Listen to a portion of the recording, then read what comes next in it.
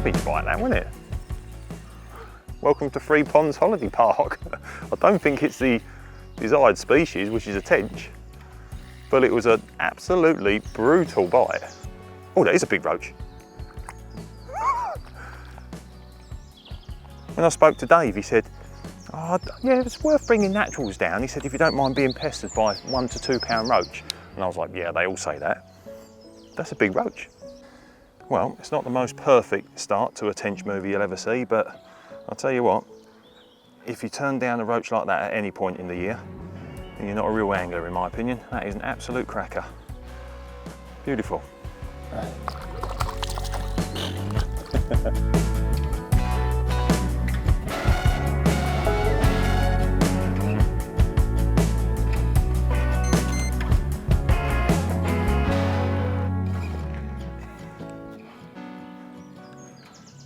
Been a bit more perfect, timing wise. Oh, for sure it's tench, yeah. Epic fishing this, it's a style of fishing that I really like walking around, priming the spot with your hand and then being really nice and accurate with either a lead or a feeder, in this case, but when it goes off, it's sort of panic stations. Cool, that gave a really good account of itself over on the far side. Really good. There we go. First tench of the tench film. And it's only about 5 minutes after I put the roach back, to be fair. So, like I said, I know that day bites have been very difficult to come by. And it's not the sort of 7 or 8 pound females that we're after with big pigeon chests and nice big flat bellies, but an angry male with massive fins put up a hell of a fight over on that far bank. You know exactly where they want to be. If they're fighting that hard to get back into them trees that we're pulling them out from, then they're living there, aren't they? Hopefully, not the only one of the day. But really, let's be honest, it's first light tomorrow that we expect the action, and maybe a bit of last light tonight. Thank you, sir. Nice to meet you.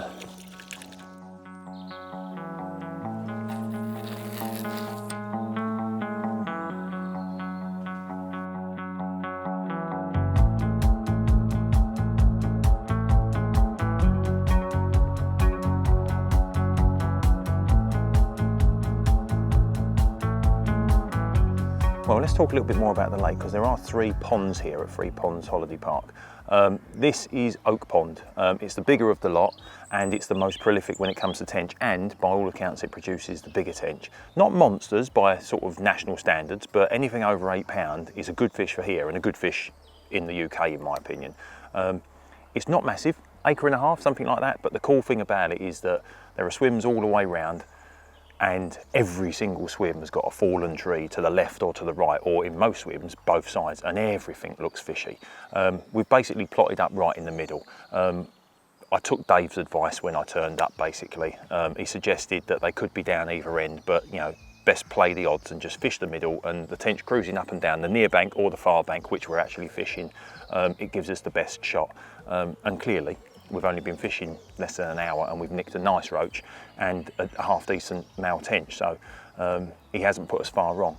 Methods that we're using now, if I was here fishing the day on the float or just quietly myself, I would probably be tempted to fish the near margin, because there's nothing better than underarming it down the bottom of the shelf, basically sitting on a chair, feeding it with a catapult and then watching it roar off on a relatively loose clutch.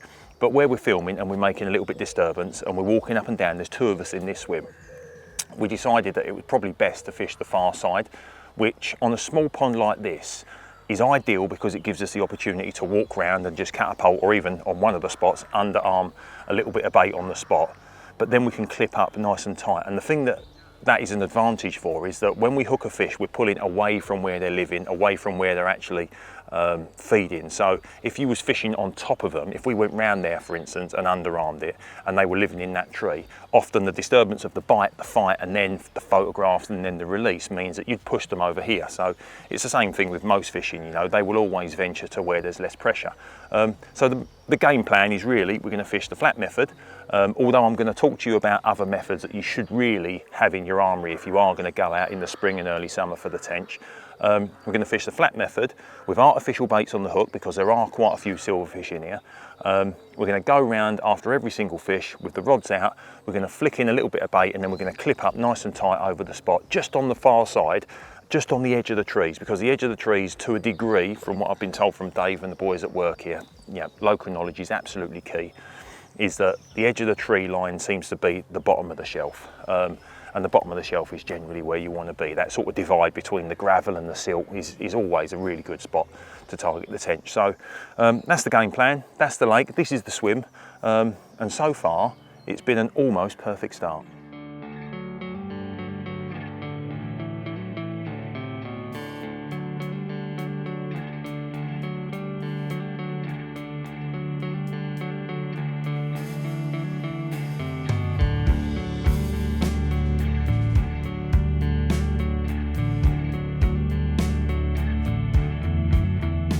That was a good bite, that one. I've got 2 pairs of glasses on. At the moment I'm 6 eyes. Jeez. Well, folks, I've literally just done a piece of the camera and finished it by saying at the moment it's been a near on perfect start. I would say that is almost a perfect start.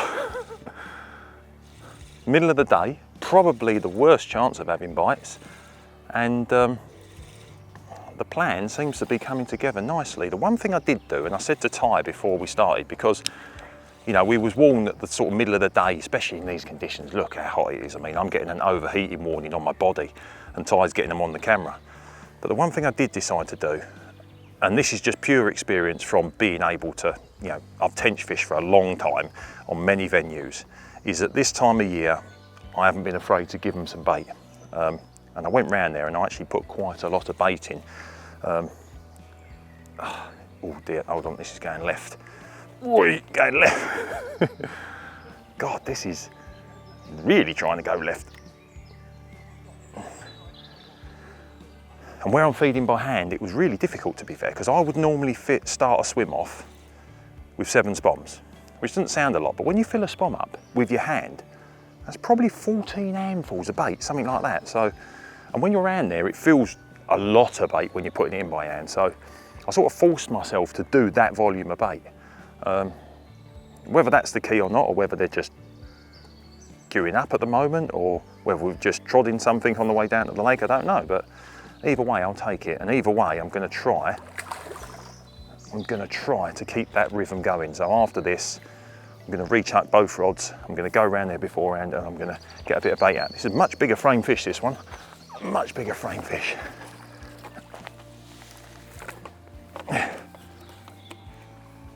Oh, donk. Oh, feeder's up the line. That's a lovely fish, that is.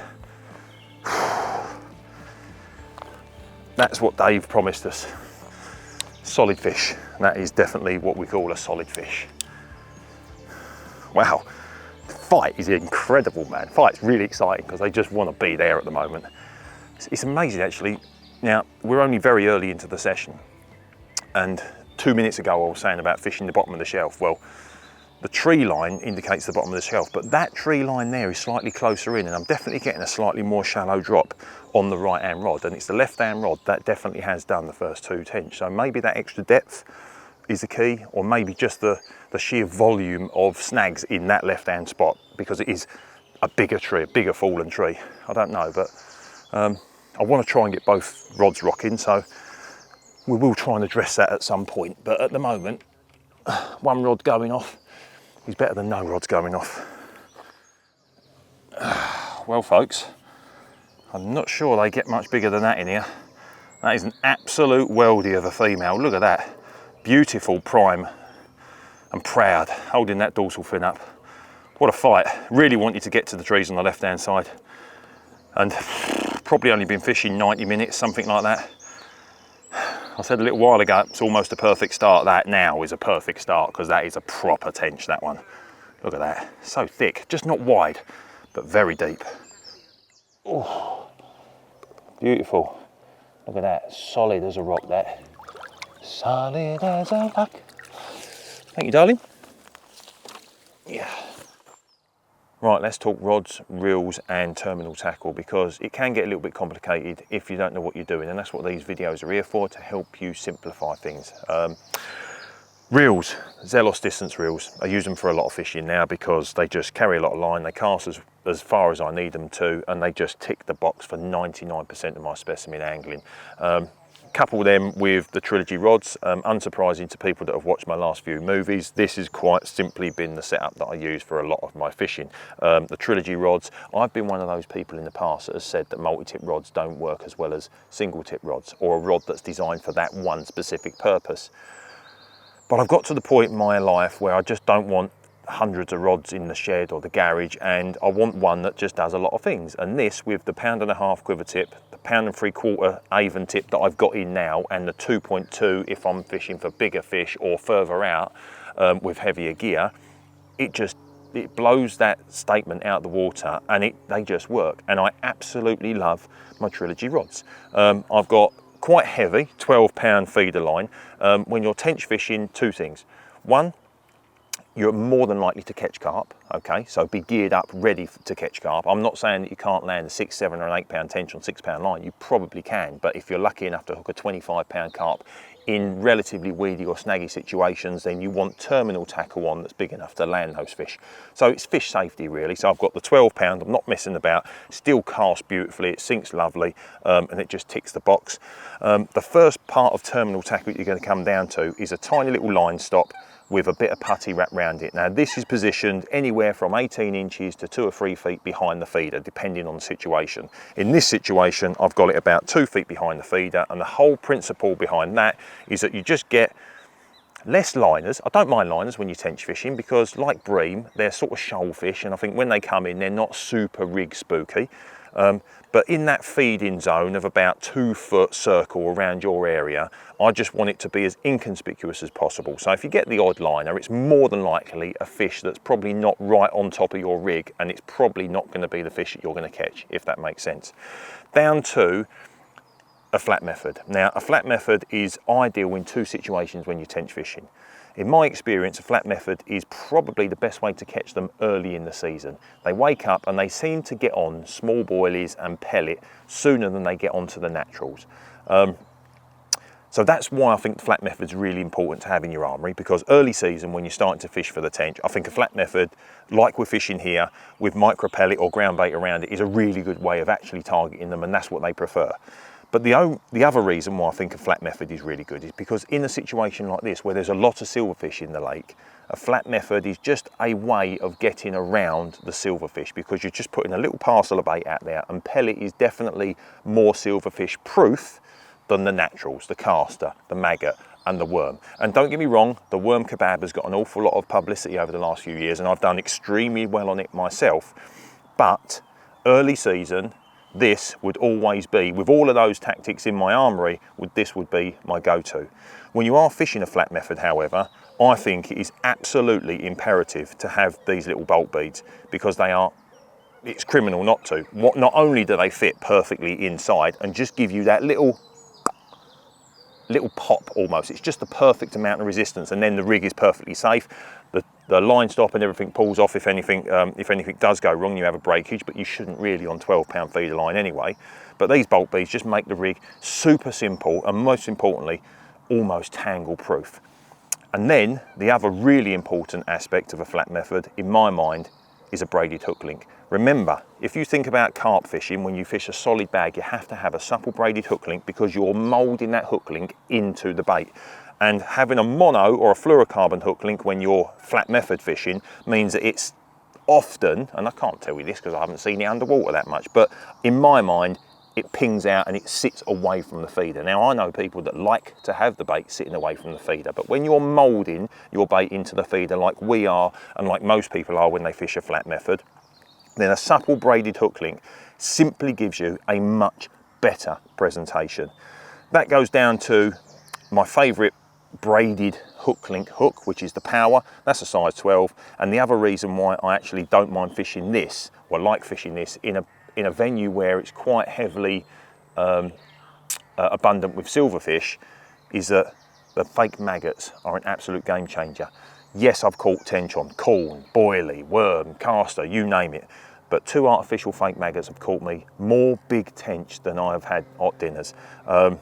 So that is my go-to hook bait regardless. And even on a venue like this where I know there are a lot of silverfish, I'm still going around, I'm flicking in hemp, I'm flicking in pellet, and I'm still flicking in maggot, because I can tell you right now, there ain't a tench in the country that will refuse a maggot. And once you start getting the tench's head down on the maggot, they'll stay there until they've pretty much wiped them out. And so even though I'm fishing a flat method, I still like to fish 2 artificial maggots on top of that. Now, I understand this is a long piece, and I apologise, but there is one other method that I want to talk to you about, and I was considering fishing it today, to be fair, and it's great because you literally just pull the flat method off and just slide it straight on. And that is a method that I've spoken about to a lot of mates recently in this spring, and it seemed to have been forgotten about, and that is the humble maggot feeder. And like I said, the worm kebab and the helicopter style gets an awful lot of publicity recently, but back in the days, the humble maggot feeder was an absolute winner on every single venue. And like I said, there's not a tench in the country that would turn its nose up at a grub feeder full of red maggots. The only difference is, and you fish it exactly the same with a little bolt bead, so everything's fished exactly the same, little blob of putty just up there so you get the last 2 feet set down, is that the hook link is the same length, but instead of having it braided, because you're not burying this in, I think it's really important to fish a fluorocarbon with a nice little bit of boom there, so that it just sits away, because where you're not tucking the feeder in, clearly it's going to be a little bit more tangle proof. And because you're fishing either a mono or a fluorocarbon hook link, instead of having a power hook link, I like to fish the Specimen hook links, because they've got a slightly longer gape, and when you're fishing a fluorocarbon hook link, having a slightly long gape means that when the hook kicks over, the shank, the gape doesn't close. Hook bait is exactly the same. Those are the 2 methods that I tend to favour over any other. They're not the only 2, but in my mind, they are certainly the 2 you have to have in your armoury.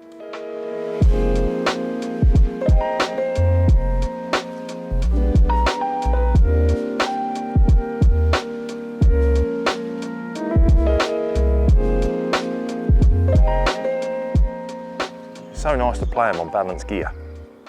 My syndicate at the moment is absolutely chock-a-weed, so it's pretty brutal fishing, but having this 1 3/4 tip in really helps you to enjoy the sport. And that ain't actually a big one. It's another little mal, but look at that, 2 fake maggots, bang in the bottom lip. Wonderful. Got to say as well, sun's just dying down. I've had to put my hoodie on.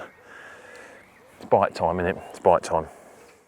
There we go. After the last one, quite a modest little mal. Massive fins though, look. Got the fins of a double figure fish, but the body of a little, I don't know what, 4-pounder. Still, another one bites the dust, and it is just getting into the wishing hour. Well, wishing couple of hours, so hopefully a few more bites before dark. And bedtime. Looking forward to my bed tonight. Had an early start. Off you go, boy. Oh, that was nice. That was majestic. Where am I aiming? Where am I aiming? There.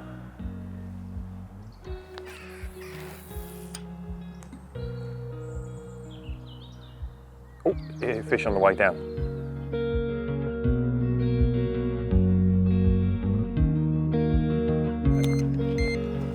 That's because he's already in the snag. No, he's not. It's getting to that time though, isn't it? It's that time of day when it's been really horrible bright sunshine all day, and it's really not felt fishy. Oh, it is a, I think it might be a double take, you know. Is it? That's a hell of a liner if it isn't. Yeah, it is, look. The line's, is it? And that's hard to know, mate, isn't it? I don't think it knows whether it's a bite or a liner.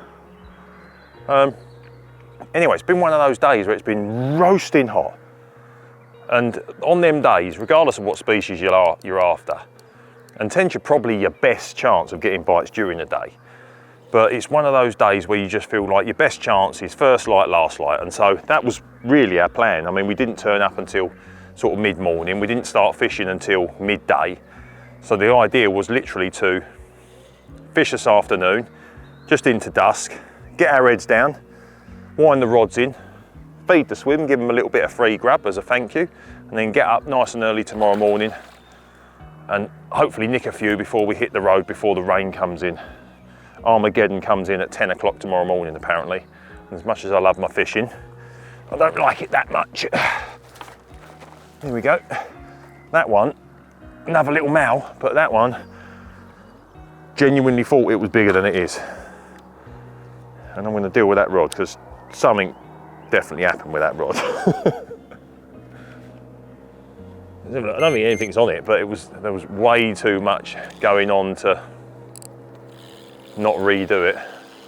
Absolutely nothing on there. Madness. Well, what was happening now?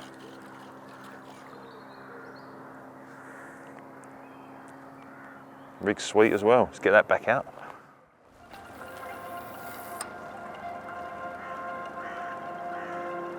There we go. Well, I think it's the brother, the twin brother of the one I just put back. Now we want the mother. I'm a poet and I don't know it.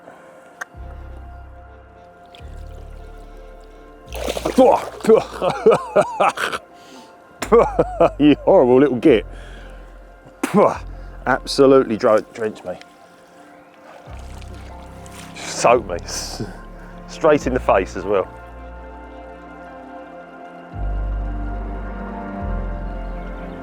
Just on the spot feeding, isn't they?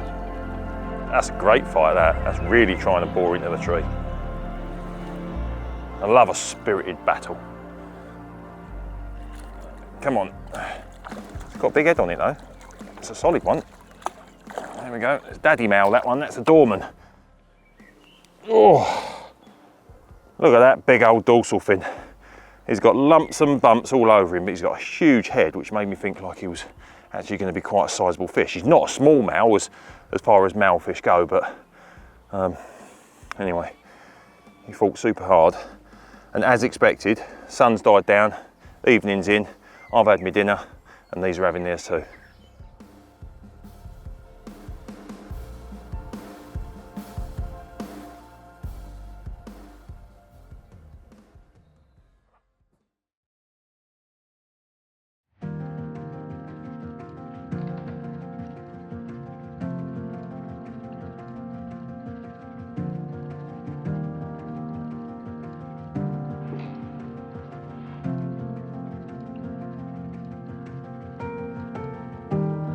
May bloom stuck between my rings.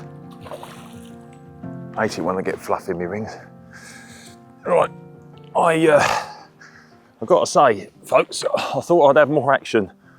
Up till now, we was up at literally first light, 4:30, rechucking, and not had any liners whatsoever. Been round, hello darling.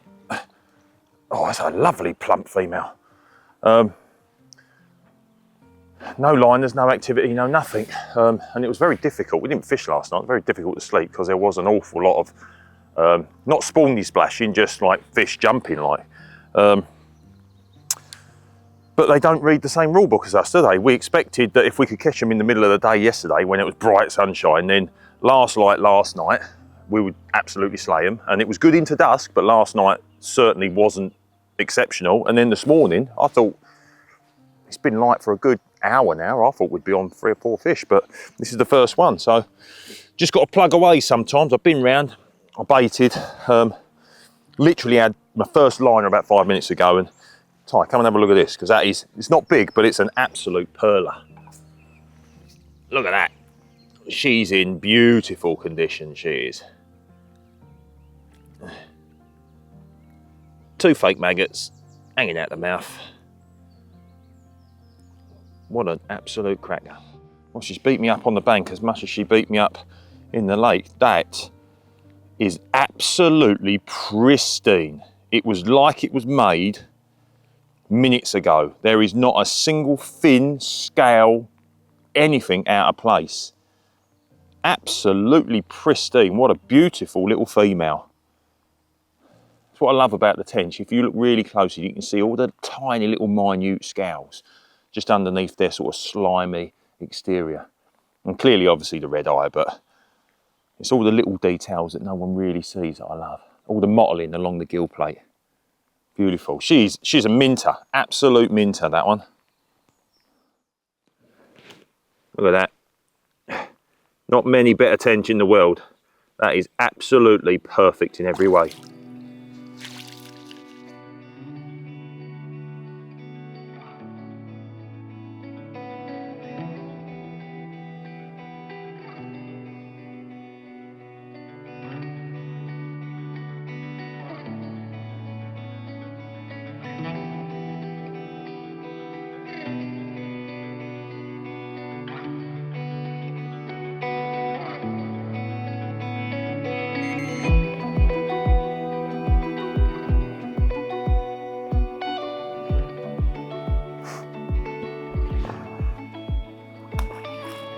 Big old paintbrush towel, look at that. And just before I got up this morning, it was still pretty dark, but I could hear the tench slapping in open water over the deeper water. Just like a gentle roll, ripples rolling across the surface, and then just that slap. That's my favourite, my favourite part, watching them show and then get closer and closer and closer to the spot. And in the last half an hour, well, 20 minutes, we've seen a couple show much closer to the spots, and we've had 2 bites, so they almost give themselves away, don't they? Wonderful. Number 2 of the morning, and we haven't got much longer because both mine and Ty's weather report says that Armageddon's coming in about an hour and a half, 2 hours. And after the most epic, glorious, hottest spring known to man, I think what we're expecting might not be so nice, so we're getting out of here soon. That's all right. Skinny one, that one's like me. I love this little bit of panic. It's great. The 1 3/4 tip gives you all the cushioning you need, and then having that slightly stiffer butt section gives you all the power that you need as well. God, this thing's kited big time once I got it away from that tree on the far margin. The only pickle is I was literally just about to re-chuck that right-hand rod that's just done this little skinny tench in here, and I've unhooked it. We was just about to, like I said, re-chuck that right-hand rod and then do the fish return and hold it up, and so we've actually got 2 fish in the net. Well, not yet. It's a nice problem to have.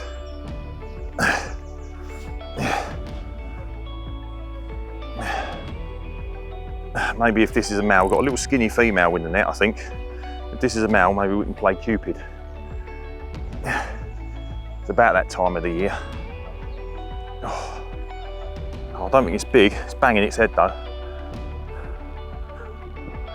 I love fishing locked up to far margin obstacles and structure. It's brilliant, it's so fun. You can't go too tight, obviously, because you need to land the fish, and there's a fine line, but it's one of the reasons I use stout gear, so you can put the pressure on when you need to. Oh, here we go. It's like a mirror image of what I've got in there already, I think. Wonderful. Well, like I said, the clouds are building over behind us. We're expecting rain, thunder, and all sorts of monstrosities, and right now I'm lovely enough because I've got 2 tench in the net and I've just had my porridge and my second coffee. Well, how's that for a bit of a specie shot? 2 females, both have either been on Ozempic or they've had a bit of sexy time. And if that's the case, with, like I said, Armageddon round the corner, I'm going to leave these to get jiggy with it and hopefully beat the traffic on the way home. But it's been a phenomenal little session. When we spoke to Dave before we came, he said it's been a bit moody, and around this time of the year, sort of end of May, it can be. But we've had, I don't know how many we've had, 8 or 9, maybe 10 fish, I'm not sure. And we knew that there was a few big ones in here, and we was lucky enough for our second one to be an absolute stonker of over 8 pounds. So thank you to the guys for letting us on. It's lived up to everything that we hoped for. Hopefully you've picked up a few tips along the way, and next spring you've got some confidence to go out and use either the flat method or the maggot feeder to catch a few tench. But for now, like I said, I'm going to leave these to get down and dirty with it, and we're going to hit the road before we get soaking wet. Ta-ta. Little one number 1. Thank you, darling. Little one number 2. Thank you, darling, as well.